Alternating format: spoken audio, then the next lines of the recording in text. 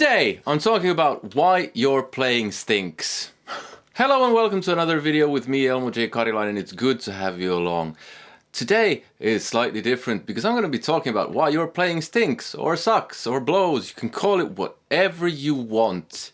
Now, I know Mr. Ben Eller has done loads of videos like this, where they were called something like, "This is why you suck at guitar." But as far as I know, he hasn't spoken about this, and this is actually way more important in a way than hand synchronization or things that he's talked about.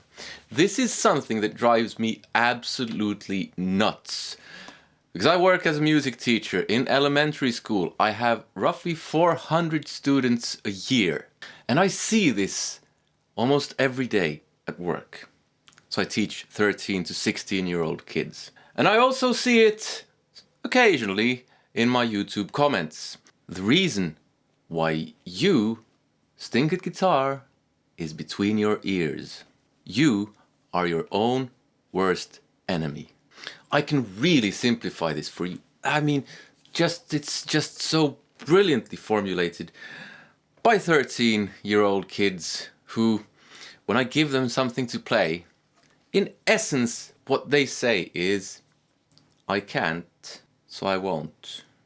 Or to be more accurate, "What's the point? I won't be able to, so I won't try." So basically, I can't, so I won't. But that leads back to the, so I won't, so I can't. I can't, so I won't, so I won't, so I can't. And it's an endless circle of just negativity. But at the same time, these very same kids, I mean, if you want to be like that and not even try, and you don't care about, let's say you want to, let's say the topic is to learn just a few chords. I mean, I don't care if you want to go around being negative, but then don't, on the other hand, say that you want to learn something. This would be so cool to learn. Because that's the kind of the flip side of what I see at work. And I see these comments in my YouTube videos where people have obviously had an interest in playing fast because they've watched a tutorial on how to improve, how to be faster on guitar, and then they say, "No, but I can't do it." And these kids, I say, "Here's, play this." "I can't, so I won't, so I won't, so I can't." But then slightly later they might say, "That would be really cool." Or they look in admiration at someone who does play it. Now, am I totally naive? Do I think that anyone can play fast? No, I don't. But that doesn't change the fact that everyone can improve. And some people use this whole thing as an excuse not to try to improve. It's an attitude problem. It's no lie when Zlatan Ibrahimovic says that if I could become a great footballer, you can too. That doesn't mean that everyone can, but everyone can get better. And most of us can get way better than we ever thought possible if we just skip that stupid "I can't, so I won't" mindset.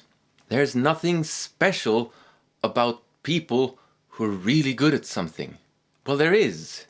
They're really good at something. But it's not because they were born with some kind of talent. They weren't born with a talent. They gradually experienced life a certain way, which might have given them a bit of a head start. A kind of thing, "I like this," whatever it is, playing guitar. But then they worked their butts off. They really worked hard. And that's the key thing. How should you work? How much should you work? Not, "I don't have the talent." Or, "I have too short fingers." So what, you have short fingers? Danny Gatton had insanely short fingers from what I've seen. And he was so good. And I can never play like him because I don't have short fingers. I don't feel the need to play like Danny Gatton. I could never imitate what he did, but I could get close. I could get way closer than I am now, even despite my age. If you don't believe me, you can read a book by Anders Eriksen called Peak, How Everyone Can Achieve Extraordinary Things, where he has a couple of examples of older people doing very extraordinary things. And it all has to do with how you practice and how much you practice. And there's a very simple way of practicing which is called deliberate practice. But still people are going to say, I can't, so I won't. And two of my favorite examples, and I'll add a third to this, are Django Reinhardt, who played with 2 fingers. 2! And he played stuff that's insanely good. Or Cornel Rishkamun, who plays drums, and he only has 1 leg!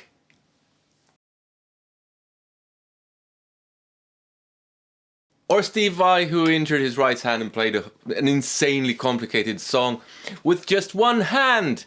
And yet people sit around feeling sorry for themselves, saying, I can't, so I won't. And that in itself would not be a problem, except that it's a bad idea which can spread the same way that a good idea can. And the reason I'm making this video is not to bash these people, it's to try to make them shift their thinking. And if I can just reach 1 such person, this video will have been worth it. And because I know the world's not simple and I'm prone to this kind of thinking on occasion, it's to help strengthen every one of you watching this in your belief that you can do more than you think possible.